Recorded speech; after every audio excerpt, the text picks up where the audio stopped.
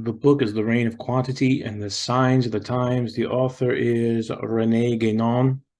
René Guénon was born in 1886 and passed away in 1951.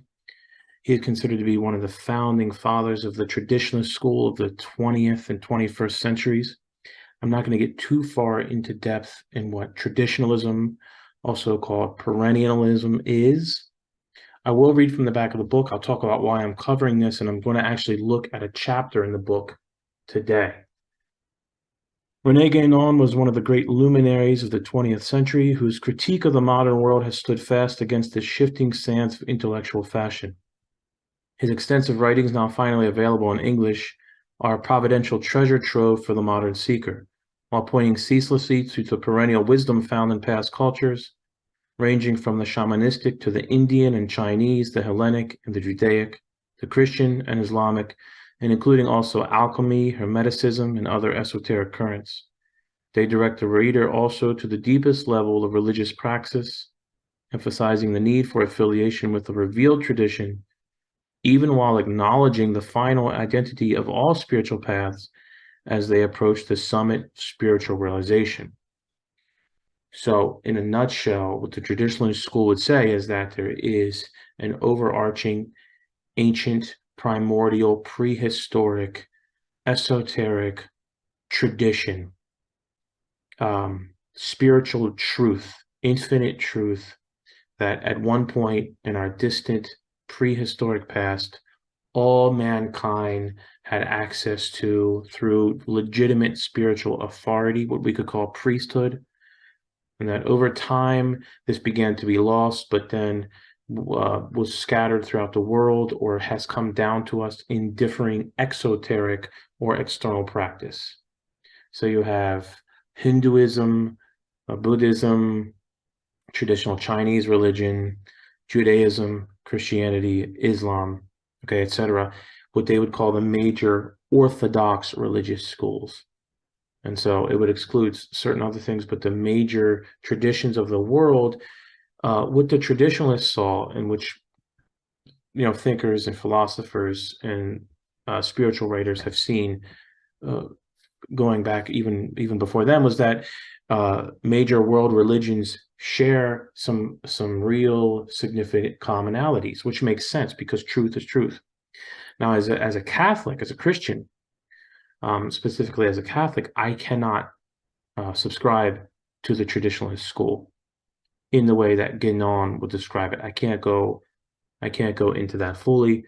I do, however, consider myself a Catholic traditionalist or a traditionalist in that sense, but that's neither here nor there. I'm not going to get too far into that. What I do want to say is, regardless, there is a lot of wisdom in the writings of Guénon and certain other traditionalists that I have read. The book that we're going to look at, and I'm planning to do a series of videos, God willing, we'll see if this works, is The Reign of Quantity and the Signs of the Times. I believe it was published in 45. Guénon died in 51. So this is considered to be his magnum opus by many, or the best distillation of traditionalist thought that's available to us. As a Christian specifically, I have no problem delving into this and looking at it and finding what's good and true and what's beautiful. Because if we are following the path of truth, we should be willing to find the good, the true, and the beautiful wherever we can. And Guénon, in many ways, has a very prophetic voice. Now, I believe he missed the mark toward the end, or didn't, was a little off, but that's neither here nor there. What I am going to look at is we're not going to go through the whole book, of course, but what I'm planning to do is go through certain chapters, and then in the process of going through certain chapters, we're going to define Guénon's vocabulary and kind of lay out what he means by certain terms. And then really what I've asked myself, so the first time I read Guénon, I read this book probably 5 years ago. Didn't understand much of it, but was very attracted to it. And then I recently began rereading it. I understand more, probably because I'm more spiritually mature and have been exposed to more. And it tends to be that way. And in doing so, I thought, well, this is good. This is good for us to read, because there's a lot of spiritual and philosophical truth in it. But for many people, they don't really want to take the time because they think, what is it going to do for me? What is this going to do for me, practically speaking? Well, on one level, Guénon talks about this. That's not the way to think about life. Is what is this going to do for me on a practical level? But in another way, what is this going to do for us in our spiritual lives? How can we incorporate these things in our spiritual lives? What truths does Guénon touch upon that can then enlighten us or open our eyes to what's going on in the world around us? I'm entitling this series tentatively "Cooking in the Kali Yuga." I like the title. Cooking, it's almost like a cooking show, but we're not really cooking. What does that mean? Surviving, living, thriving, flourishing, going forward in the Kali Yuga. What is the Kali Yuga? Well, you can go do an internet search to find out more about it, but basically, in Vedantic Hindu cosmic thought, there are 4 cycles. We find this idea throughout the world. Hesiod talks about the gold and the silver, the bronze and the iron. You have different yugas in the cosmic cycle. The Kali Yuga, named not for the goddess, but for the demon Kali, is what we could call the Iron Age or the Dark Age. And so according to traditionalists like Guénon, we are living in the Kali Yuga. We are living in the Dark Age. I think many of us, it's intuitive. So a lot of this spiritual truth is intuitive to us. We know that something is backward. There's a great darkness that is upon humanity and has been upon us for a long time, and we seem to be descending deeper into the degradation, into the subversion, into the darkness. And so a lot of the truth that Guénon shares could help us cook, survive in the Kali Yuga. So again, I'm using that title because I like that. But for us Christians specifically, because I do Christian, specifically Catholic content here when I post videos, we could look at this as exactly what our Lord said would happen. There would be a great falling away, that many are bound through ignorance and through deception in the kingdom of Satan, in the kingdom of darkness. Keep your eyes open and your ears open. If those who are attempting to subvert us tell us that we live in an enlightened age and that such and such was a dark age, it's probably the exact opposite. And we're going to talk about that.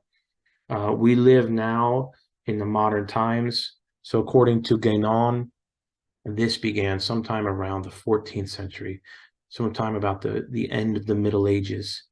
So the West, generally speaking, the Christian West, Europe, entered into the modern age, into a time of crisis, into a time of cataclysm, beginning about the end of the Middle Ages, and began to lose its hold on tradition in that sense. Okay, so again, I am not promoting everything that the traditionalist school offers. I am not promoting every idea of Guénon. I would also say that if someone's not spiritually advanced or spiritually mature, at least to a certain point, so if you're a catechumen or if you're a beginner in the religion, I'm speaking specifically to Christians here, you might not want to delve into this, okay? But if you're someone who's more spiritually mature and you can take the good from whatever you find and leave. You can take the wheat and you can leave the chaff. Um, then we should not be afraid to look into certain things like this, because I believe it's much needed. And so through the process, God willing, of doing these videos, we'll look at different sections in here and talk about different topics. That's a brief introduction. I don't have notes in front of me, so if I missed anything, if you're watching this, um, and you have any more questions, you feel free to contact me. Or if I'm not being clear about something, feel free to leave a comment or contact me in some other way. What I'm going to do now is share my screen. The first chapter I'm going to look at, I'm going to get right into it here. And I'm using archive.org to look at this. Chapter 8. Now, why am I jumping right to chapter 8? Because I believe this is the chapter that, well, I decided this is the chapter that is a good place to start as far as looking at the kind of language that Guénon uses, the way he uses it: sacred and profane, quality and quantity. And this is one that touches upon work, touches upon industry, touches upon art. And this is one I believe that a lot of us can relate to, more so than some of the other chapters. So again, as I go through, I'm not going to touch on every chapter, but I'm going to pick some that I think that can speak to the largest number of people, or may really resonate with people like me, people living now. So I'm going to begin at chapter 8. It's called Ancient Crafts and Modern Industry. So I'm going to read through the chapter and just give some commentary. I may skip around a little bit, but we're going to take a look at Guénon here. There's a great contrast between what the ancient crafts used to be and what modern industry now is. And it presents in its essentials another particular case, and at the same time a practical application of the contrast between the qualitative and quantitative points of view, which predominate in the one and in the other, respectively. So the whole book is about quality versus quantity. It's called the reign of quantity because we live in the time of quantity. We live in the time of materialism, scientism. We live in the time of uniformity, homogeneity, egalitarianism, the great leveling down, turning everything into mathematics, turning everything into science, turning everything into physics, the great leveling out. That is the age of quantity. That's the reign of quantity. So what we want, what Guénon is talking about, we want to return to a qualitative way of life, a qualia, having to deal with the essence of a thing versus maybe just the substance or the pure number of something. In other chapters, he talks about even things like money, coinage, and how that has degenerated. So Guénon's point is that we've gone from a higher form, an integral traditional civilization, to one that is to one that is quantitative, to one where there has been a leveling out, an embracing of democracy, egalitarianism, the masses, the loss of the sacred, the embracing, or the idea of a very fine distinction between sacred and profane. And so he gets into that here. So as we go through this, you're going to see him speak a lot about quality and quantity. In order to see why this is so, it is useful to note, first of all, that the distinction between the arts and the crafts, or between artist and artisan, is itself something specifically modern, as if it had been born of the deviation and degeneration which have led to the replacement in all fields of the traditional conception by the profane conception. To the ancients, the artifacts was indifferently the man who practiced an art or a craft, but he was, to tell the truth, something that neither the artist nor the artisan is today, if those words are used in the modern sense. Moreover, the word artisan tends more and more to disappear from contemporary language. And that's the truth. I mean, what a artisan, I don't know the last time I heard that, maybe talking about bread or something. He was something more than either the one or the other, because at least originally his activity was bound up with principles of a much more profound order. If the crafts used to comprehend in one way or another the arts properly so called, since the two were not then separated by any essential characteristic, it is because the nature of the crafts was truly qualitative, for nobody can refuse to admit that such is the nature of art, more or less by definition. Nevertheless, the moderns, for that very reason, narrowly restrict their conception of art and relegate it to a sort of closed domain having no connection with the rest of human activity. That is, with what they regard as constituting reality, using the word in the very crude sense it bears for them. And they go so far as to freely to attribute to art, thus robbed of all practical significance, the character of a luxury, a term thoroughly characteristic of what could, without any exaggeration, be called the silliness of our period. So this is a very important idea here. He's talking in a qualitative, integral, traditional civilization, traditional society. Um, Everything is sacred. We'll get into this even more so, but everything is sacred. Everything is integral. Everything is integrated. There is no dividing up the person. There is no dividing up of the labors and the works of a man or of societies. Um, it's all together. Okay. So like he says, the moderns art for the moderns, art is a closed domain. So it's a separate thing. You go to work, you do this, you punch your card, you blah blah blah, and then you do art, and it's a separate thing. And then it's kind of separated from reality. Well, to Guénon, to traditionalists, and if you really think about it, I mean, it's true. That's silly. Okay, we're one person. Okay, hylomorphic being, body and soul. Everything we do relates to our body and our soul, and everything should relate to our spiritual nature, our relationship to God. Okay, one way you see how this used to exist, which no longer exists, is the building of the great cathedrals of the Middle Ages. It was a community project. It lasted through many generations. It took masters and workers. It was body and soul. It was integral. It was quality. It was something that placed spirit above physicality. It placed the idea of the sacred spilling over into all of society. We no longer build buildings that way. We no longer do our work in that way. This is part of what that is a sign that we are living in the dark age, that we are living in the Kali Yuga, that we are living in the reign of quantity. When we build buildings purely to house things, purely for the functionality of them, and when we do art, it's separated from everything else. Continuing on, in every traditional civilization, as there has often been occasion to point out, every human activity of whatever kind is always regarded as derived essentially from principles.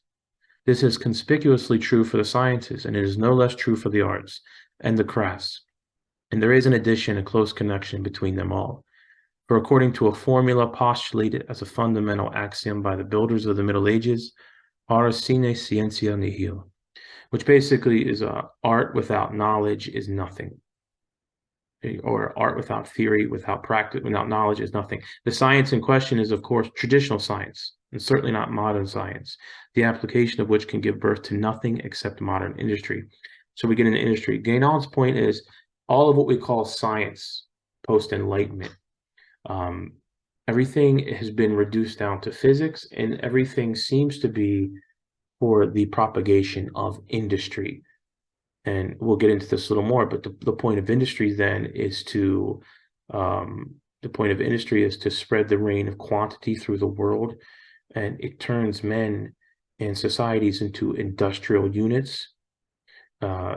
Working in close proximity with machines, the man becomes a machine. And so art is only seen as a personal expression, is not integral or qualitative.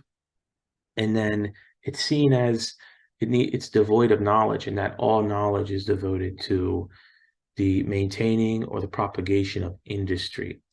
By this attachment to principles, human activity could be said to be, as it were, transformed, and instead of being limited to what it is in itself, namely a mere external manifestation, And the profane point of view consists in this and nothing else. It is integrated with the tradition and constitute for those who carry it out an effective means of participation in the tradition. And this is as much as to say that it takes on a truly sacred and ritual character. This is important. Guénon talks about this. Everything that a man does, okay, is sacred. And he places a lot of emphasis on ritual. So take it back to the spiritual realm, to the religious realm. Um, ritual and mystery are very important. And a sign of the dark age that we live in is that we've lost ritual. He'll talk about the importance of initiation with that, and that we've lost the sacred character of most things. We ourselves, even speaking as a Christian now, specifically as a Catholic, how many things do we call sacred? How many things do we think of as sacred? Very few things. But that shouldn't be. He's right about this. The Spirit of God should inundate everything that we do, everything that we put our hands to. And so there can be a hierarchy of what is sacred. That's true. But this idea of living in a profane ocean and only maybe occasionally climbing the sacred mountain is absurd. That is why it can be said that in any such civilization, every occupation is a priesthood.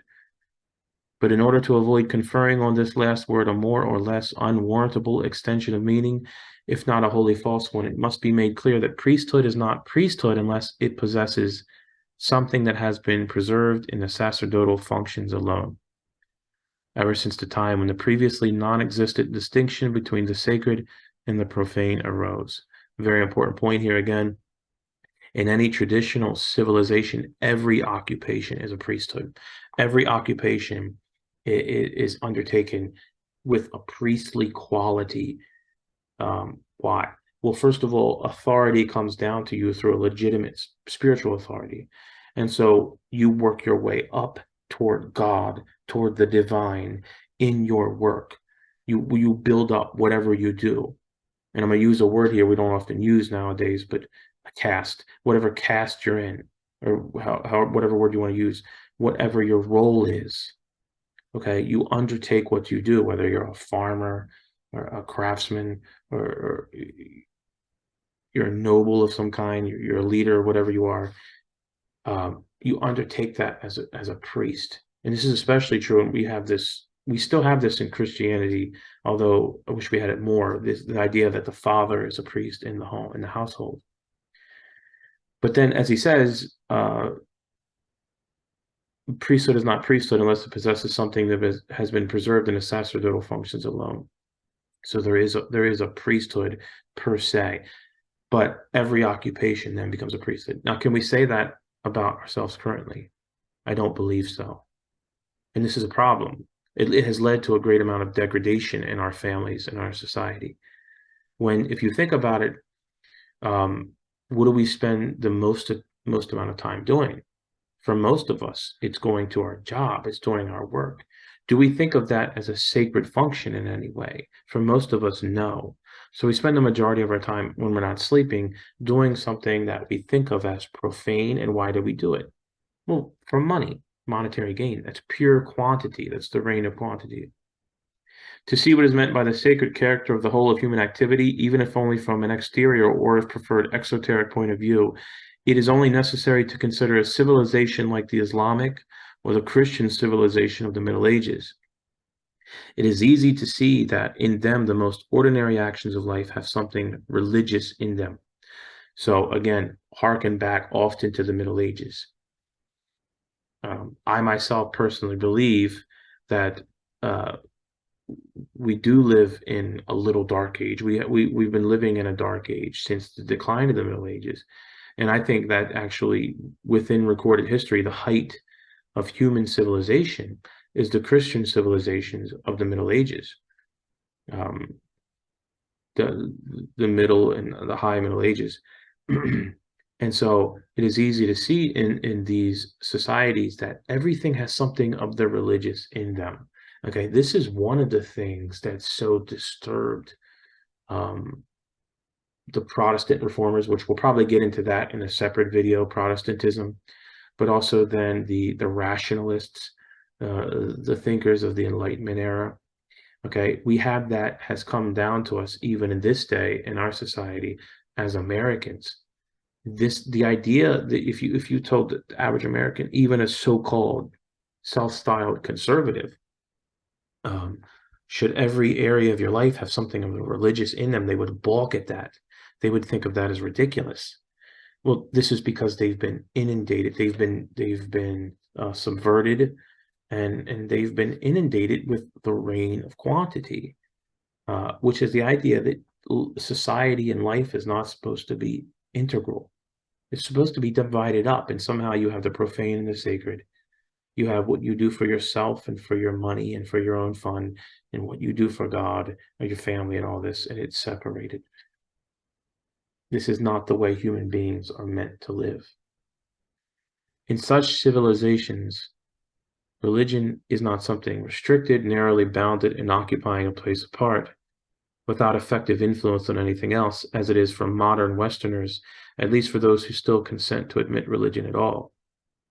On the contrary, it penetrates the whole existence of the human being, or better, it embraces within its domain everything which constitutes that existence, and particularly social life properly so called, so much so that there is really nothing left that is profane, except in the case of those who for one reason or another are outside the tradition, but any such case then represents no more than a mere anomaly. So again, religion, your spirituality, your religion penetrates every area of your life. If you're going to be a real traditionalist, or if you're going to embrace traditionalism, if you're going to live in a spiritual way, that has to be the way that you live. That has to be the way that you live. Elsewhere, where the word religion cannot properly be applied to the form of civilization considered, there is nonetheless a traditional and sacred legislation that plays an equivalent part, though it has a different character. Similar considerations thus applying to all traditional civilizations without exception. But there is something more, looking at esotericism rather than exotericism, these words being used for convenience, although they do not strictly apply to all cases in the same way. It becomes clear that there exists, generally speaking, an initiation linked to the crafts, and taking them as its base or its support. These crafts must therefore be capable of a superior and more profound significance if they are to provide effectively a way of access to the initiatic domain, and it is evidently by reason of their essentially qualitative character that such a thing is possible. So he's going to talk about the crafts, what we would think of as the guilds, and the initiation that takes place, and how important this is for a society. So this is very important, the idea of initiation. Guénon and the traditionalists would say that anything worthwhile, a religion, and then all the crafts and guilds and work that is related to the religion, there must be initiation. There must be ritual connected with that. Of course, in medieval times, in medieval Christendom, we had that in the guilds. If you were to join a guild, you would be initiated into it. There would be a ritual. There may be passwords or handshakes, and then knowledge, science, knowledge would be given to you by a master. And this made perfect sense. This is a great way to run a society, because it's number one, it's the most anthropologically sound. It's the most conducive to really master work, and it's the best way to hand down knowledge.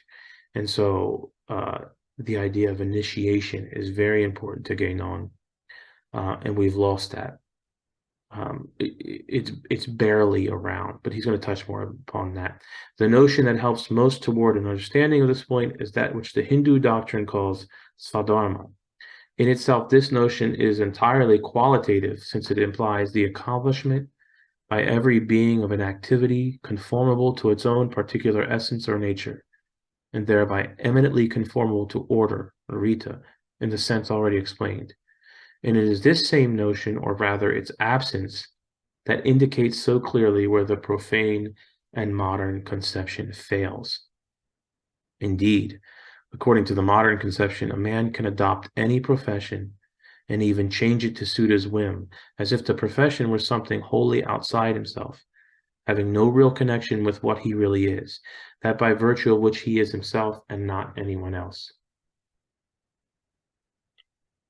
According to the traditional conception, on the other hand, each person must normally fulfill the function for which he is destined by his own nature, using the particular aptitudes essentially implicit in that nature as such. He cannot fulfill a different function except at the cost of a serious disorder, which will have its repercussions on the whole social organization of which he is a part. And much more than this, if that kind of disorder becomes general, it will begin to have an effect on the cosmic environment itself, since all things are linked together by rigorous correspondences. This is a very important point. So again, if you haven't already noticed, Guénon uses gigantic sentences. So you gotta sit through a little bit. The modern notion is a man can adopt any profession and change it to suit his whim. A man or woman can do whatever they want, and then they can change job. I want to do this. I want to get this job. I want to change this. We ask 5-year-olds, 6-year-olds, 8-year-olds, what do you want to be when you grow up? You can be anyone you want. Guénon would say, and I tend to agree with him, that's ridiculous. That's foolish. If you tell your child you can be anything you want, you're pretty much telling them, go ahead and be nothing. Go ahead and be the wanderer. Go ahead and be the rootless, vocationless person. What he is saying here is that in the traditional society, each person must fulfill the function which he is destined by his own nature, using the particular aptitudes essentially implicit in that nature. There's a great deal of truth in this. We believe this as Catholics. We talk about finding your vocation. Okay. Certain men are called to the sacerdotal priesthood. If you're a man called to the priesthood and you don't pursue the priesthood and you don't become a priest, you're never going to be happy fully. You're going to live a disordered life. If you're a man or woman who's called to the state of matrimony, to marriage and family, and you don't pursue that, you're not going to be happy. You're going to be living a seriously disordered life outside of the role that your own nature dictates. This makes sense. People have certain aptitudes, certain kind of genius that some people have and others don't. Some people have this kind of aptitude, some people that. We are made in the image of God, but we are given a human nature. Each person possesses the fullness of human nature, but possesses it in a way that demonstrates a different facet of human nature in a different way. The idea that any person can do whatever they want is chaos and it's foolishness. The idea that any person can grow up and be president of something, any person can be the leader, any person can be the king, any person can be the priest, anything like that, that's chaos. That's actually a satanic inversion, is what we'll look at later. The role of society, the role of mothers and fathers and families and in society is to guide the person into what their nature has for them. Okay, how do you find that out? By living a fully integral, qualitative life and seeking God, and you will find out what is destined for you. And in this way, what you end up putting your hands to should have meaning and should be defined by yourself and how you relate to it, how you relate to God through that work. If you're doing just a job and you can plug anybody else into that job, if I could take me out and put anybody else in and it's like nothing changes, that's basically an assembly line. And that's basically creating machines out of human beings. And that is not a healthy, holy way to live. And it's a sickness that we have in modern society, that adopt a profession, change it on a whim. All that matters is how much money you make. If that's the way you're living, that's a sign of serious intellectual rot. That's a sign of disorder. There's a lot more that could be said there, but I'll move on. Without developing this last point any further, although an application to modern conditions might well be made, what has been said so far can be summarized thus. According to the traditional conception, it is the essential qualities of beings that determine their activity. According to the profane conception, on the other hand, these qualities are no longer taken into account, and individuals are regarded as no more than interchangeable and purely numerical units. The latter conception can only logically lead to the exercise of a wholly mechanical activity, in which there remains nothing truly human, and that is exactly what we can see happening today.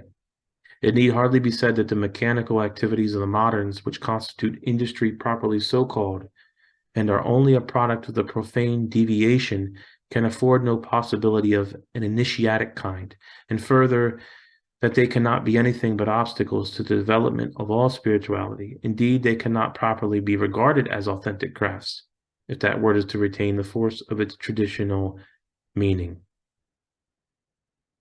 Look around you, the house you live in, the doorknob that you grab hold of when you turn to go out the door, the church that you worship God in, the building that you enter in to do your craft, the school in which you learn.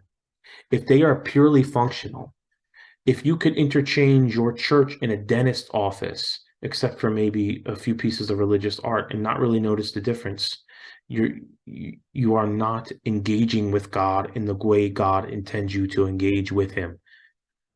You are abusing the sacred and treating it as profane. And this is an essential, this is a very important point. This is the sickness of modernity, in which we are all immersed, almost from birth. Most of us are immersed in this. This is the reign of quantity, the reign of materialism, of the mechanical, of scientism, of what is real life, and let's be real and let's get to real life and let's live an ordinary life and ordinary this and ordinary that. The whole goal is to subvert you and to teach you as a human that you're not worth much, that you're a speck on the screen, that your life is only incidental, that when you die, you just get snuffed out, that you could just as easily be someone else, or someone else could just as easily take your place.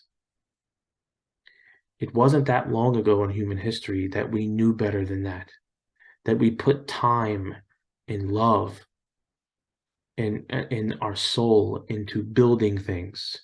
Churches looked by God like churches. No, most of the churches we build nowadays, no one's traveling to visit them to look at how beautiful they are. That is not pleasing to God, I promise you that. If your way of worshiping God is purely functional, or all about you, or I need to hear it, I need to understand it, I need to be able to do it, that is a sign of that's a sign of the Dark Age. That's a sign of the reign of quantity. That's a sign of satanic deviation. If the craft is, as it were, a part of the man himself, and a manifestation or expansion of his own nature, it is easy to see how it can serve as a basis for an initiation, and why it is the best possible basis in a majority of cases.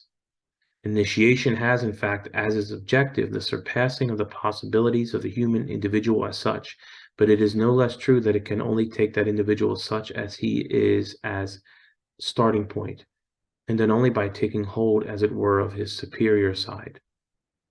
That is, by attaching itself to whatever in him is the most truly qualitative. Hence the diversity of initiatic paths, in other words, of the means made use of as supports in order to conform to the differences of individual natures.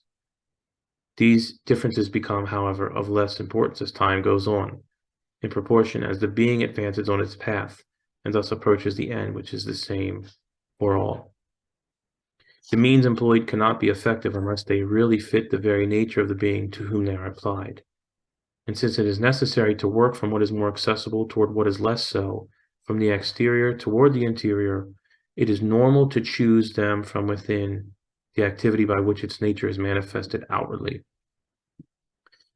What this is basically saying is what your outward work is, and this is determined by your nature through vocation. Whatever that is, there will be an initiation and a ritual and a way of life associated with it, that will be your pathway to the divine. That will be your pathway up the mountain, so to speak, toward God. It is through that. And that's very true. We still have that sense in Catholicism, speaking as a Catholic. We talk about how do you, I'm a married man, I'm a husband and father. My way toward holiness, my way of theosis, of divinization, is through being a holy father and a holy husband. It's not through another pathway. So Guénon is saying that doesn't just, we tend to think of vocations as very limited, like priesthood and then family life and marriage and religious life. And then whatever else we do, whatever our job is, that's just a job. Whatever our career is, that's just to make money. And Guénon saying, no, no, no. It's all related. It is all the pathway to God. It is all for the sake of the soul. It is all through the reign of legitimate spiritual authority. You do all of these things.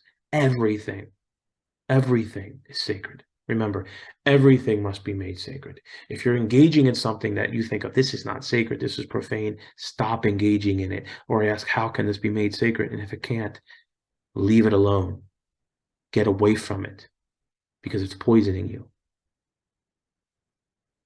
But it is obvious that this activity cannot be used in any such way except insofar as it effectively expresses the interior nature. Thus, the question really becomes one of qualification in the initiatic sense of the word. And in normal conditions, the very same qualification ought to be a requirement for the practice of the craft itself. So we still use this word sometimes, like, are you qualified for the job? We just mean, like, have you gone to school? Do you have the experience?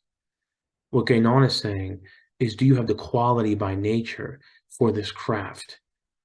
You have to be qualified, the quality, and then while entering into the craft, the further you ascend in the guild, in the craft, you gain more quality, you become more qualified. Again, one of the best examples I can point to are the cathedrals of medieval Europe, of Christendom. These are truly wonders of human engineering, human art, of the human hand, of the human mind, of the human soul that stand to us. And what you see there is really the reign of quality. Most modern temples or churches or places where people worship God, you see more so the reign of quantity. Everything's leveled out, circular, flat. What makes the most sense for the most people? Everything's cushioned and carpeted and close down to me. Everything's got to be in the vernacular. Everything's got to be tailor-made for me. Everything's got to be convenient for me. How can we get the most people in here? How can we reach the most people the quickest way? And that's insanity, because you're exchanging quality for quantity. All this is also connected with the fundamental difference that separates initiatic teaching and more generally all traditional teaching from profane teaching. That which is simply learned from the outside is quite valueless in the former case. However great may be the quantity of the notions accumulated, for here too profane learning shows clearly the mark of quantity. What counts is, on the contrary, an awakening of the latent possibilities that the being carries in itself, which is, in the final analysis, the real significance of the Platonic reminiscence. What the purpose of education, he's saying, is to awaken the possibilities that lie in human nature. Now, sometimes we think this is to get into a different kind of a different topic here, but the way that we think about education is really an industrial mode of education. It's a cookie cutter thing. Everybody goes through the same classes. Everybody goes to the same school. Everybody goes through the same periods. That is a sign of the reign of quantity, as he would say. It's just learn. Here's some information, put it in, memorize it or not. And what do we tell our children? Why are we doing this? Why do you need to know this? Well, so you can go to college. Why do you need to go to college? So you can get a job. Why do you need a job? So you can make money. And on and on. Whereas really the point of education, of knowledge, in the traditional sense, first of all, it should be given only to those whose nature matches that. Okay, we're going to do away then with an egalitarian view of pretty much anything. Okay, we all have equal dignity before God, in the sense of we're created in the image of God, but all are not equal, and all should not be treated the same in the way that they are educated, in the way that they are sent into the world, in what they are qualified for. And so here we're going to awaken the latent possibilities. We're going to awaken those gifts that are in each of us. And that idea is still around in a very limited sense. You'll still have, they'll find a child that seems to be a savant at art or the piano or dance or opera or basketball or whatever it is. And they'll say, let's take this kid and let's just specially train them so they become the best in the world at these things. Um, that kind of idea should be society wide. What in our children, what in their nature do we see is uh, what qualities do we see in the nature of our children? That's why you have to know your own children. You have to know your own children. You don't send them into the school system where they just get a stamp and passed on so they can go to college and be a whatever, so you can make however many whatever a year. Okay, we want to see what quality they have, and remember, what's the meaning for all this? What's the reason for all this? Spiritual advancement, enlightenment, proximity to God, theosis, divinization, whatever you want to use. And so that as they are lifted up, all of society is lifted up. These last considerations make it understandable that initiation, using the craft as support, has at the same time, and as it were in a complementary sense, a repercussion on the practice of the craft. The craftsman, having fully realized the possibilities of which his professional activity is but the outward expression, and thus possessing the effective knowledge of that which is the very principle of his activity, will thenceforth consciously accomplish what was previously only a quite instinctive consequence of his nature. And thus, since for him initiatic knowledge is born of the craft in its turn will become the field of application of the knowledge, from which it would no longer be possible to separate it. There will then be a perfect correspondence between the interior and the exterior, and the work produced can then become the expression, no longer only to a certain degree and in a more or less superficial way, but the really adequate expression of him who conceived and executed it, and it will then constitute a masterpiece in the true sense of the word. Because of the quality of the human nature, ontologically speaking, of the individual person, the quality of his nature, he went into the practice of a craft. He was initiated in it. His nature already said, okay, I can build cathedrals. I can cast bells. One of my favorite movies is um, I just blanked on the name of it. Andrei Rublev. Excuse me. One of my favorite movies is Andrei Rublev. It's Russian, and I'm also now blanking on the director. But in the movie, there's a whole section in the movie that's about a boy whose father made bells and passed that knowledge of the craft on to him. Well, they need a bell for a new cathedral that's being built. They go to get the father. The father's dead. The son says, I can do it.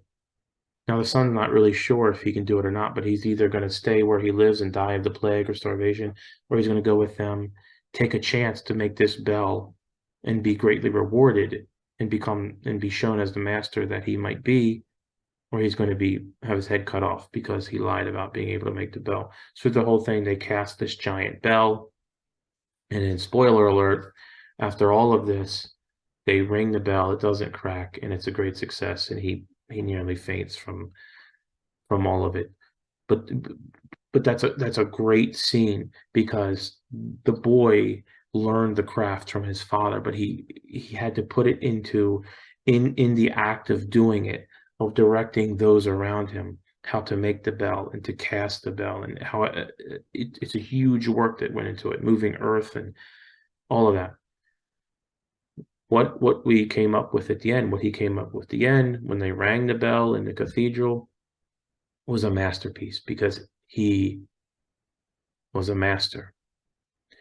And so we send our children into the field of knowledge for which their nature says that they are meant to participate in. We can call that vocation, and not just talking about marriage life. And for those blessed few who are called to the priesthood, which we need more of those, because there are very many men who are called by God to the priesthood who are not following that. That's a fact.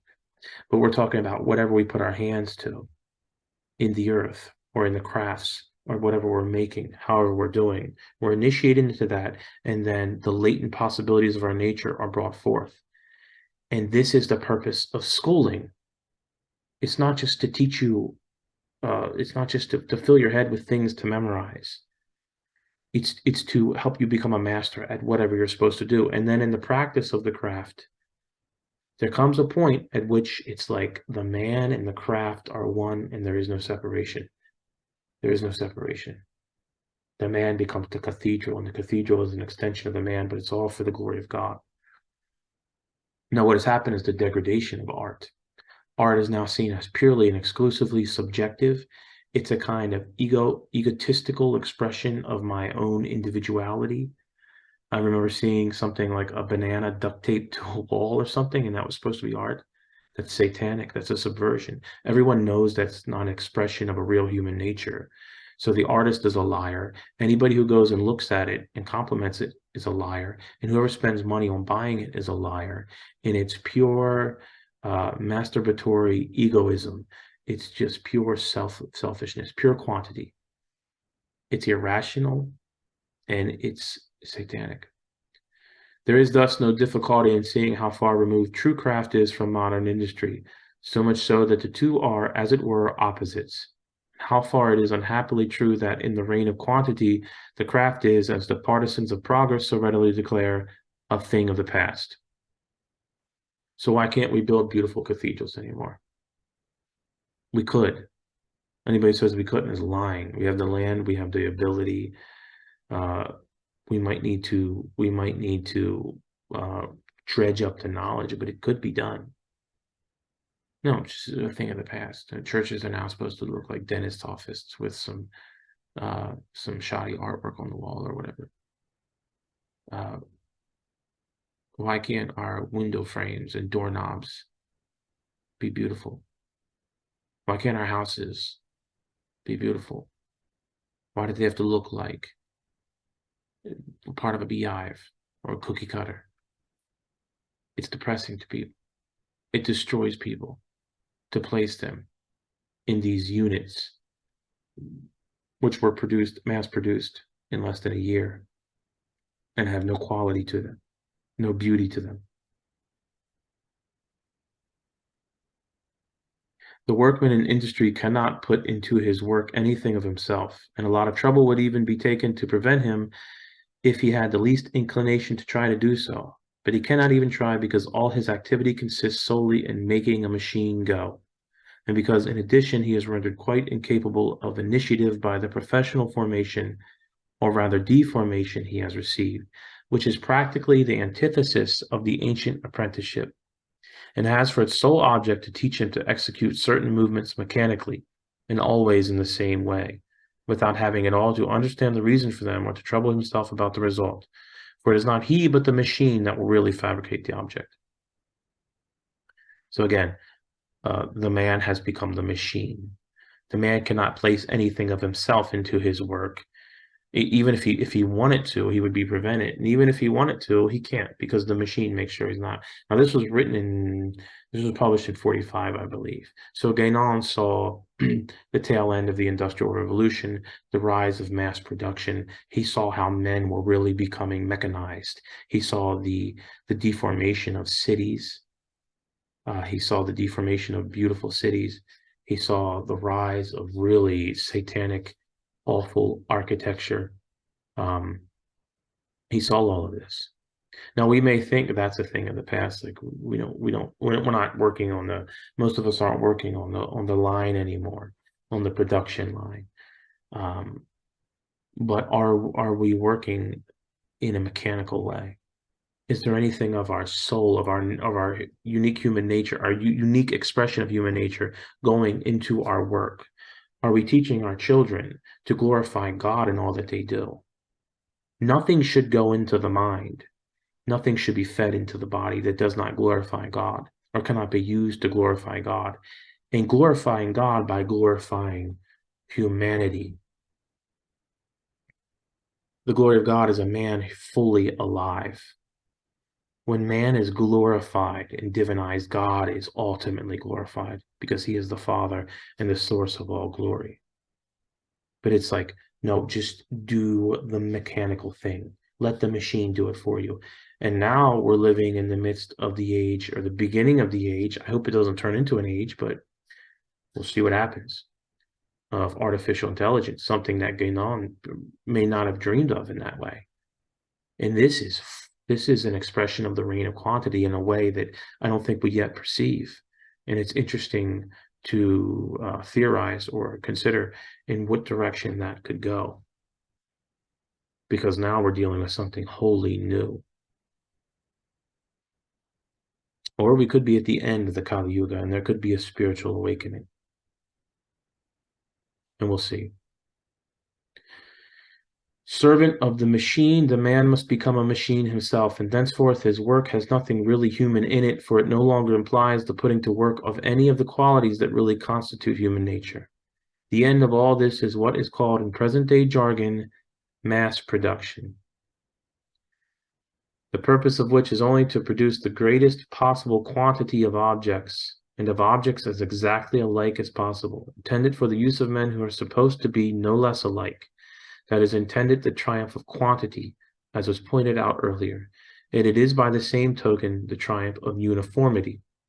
These men who are reduced to mere numerical units are expected to live in what can scarcely be called houses, for that would be to misuse the word, but in hives of which the compartments will all be planned on the same model, and furnished with objects made by mass production, in such a way as to cause to disappear from the environment in which the people live every qualitative difference. It is enough to examine the projects of some contemporary architects, who themselves describe these dwellings as living machines, in order to see that nothing has been exaggerated. What then has happened to the traditional art and science of the ancient builders, or to the ritual rules by which the establishment of cities and of buildings was regulated in normal civilizations? It would be useless to press the matter further, for one would have to be blind to fail to see the abyss that separates the normal from the modern civilization, and no doubt everyone will agree in recognizing how great the difference is. But that which the vast majority of men now living celebrate as progress is exactly what is now presented to the reader as a profound decadence, continuously accelerating, which is dragging humanity toward the pit where pure quantity reigns. That's the end of chapter 8. And in summation here, we see here the triumph of uniformity. Look at our so-called culture today. We use this word culture. We'll talk about that more in the future. But look at our society. Now, we live in a time supposedly of the most amount where we celebrate diversity. Diversity is our strength, and people can parade around what makes them different. But really, it's an insane uniformity. Uniformity is demanded at every step of the way. And if you get out of step with the uniformity, they will seek to crush you. The only thing you're allowed to celebrate, the only differences you're allowed to celebrate are the differences in perversion, in the differences of absurdities, eccentricities. Look how ridiculous I can make myself look. Okay, and I'm not going to go into the many different ways that happens, but you can do the math for yourself. You can think about it yourself. Go into any public sphere, especially in an urban center, but it's bleeding out everywhere. And look around you, and you'll see all manner of hair patterns and colors and all manner of markings on the skin and things in piercings and whatever else. But for all the differences, they're really the same. Their uniformity is really exaggerated in a grotesque way. And this is an age of decadence. And what he talks about here is the pit where pure quantity reigns. So I'm going to wrap this up here. This was chapter 8 of The Reign of Quantity and the Sign of the Times. And like I said, we're going to do this video series and go through different chapters. I'm not going to go through the whole thing, but I highly suggest that you read for yourself The Reign of Quantity and the Signs of the Times by René, Guénon. In the future, we will look at some different chapters, and also that idea of the pit of pure quantity, excuse me. I want to relate that in the future to the idea that we see in the apocalypse of the sea, of the dragon coming out of the sea, and talk more about traditionalism, and some of this will get into the realm of politics. So-called, but again, everything is spiritual. We are a spiritual animal, and so that's an introduction. Again, if you're ready for it, if you're spiritually mature or you're curious, you read this for yourself, and hopefully you got some good information. Again, I'm adding some of my own opinion, some of my own commentary to Guénon's words. If you have any questions, please leave a comment. Feel free to contact me in any other way. I pray that Almighty God may bless you and give you peace in your life and all that you do. In the name of the Father, and of the Son, and of the Holy Spirit. Amen.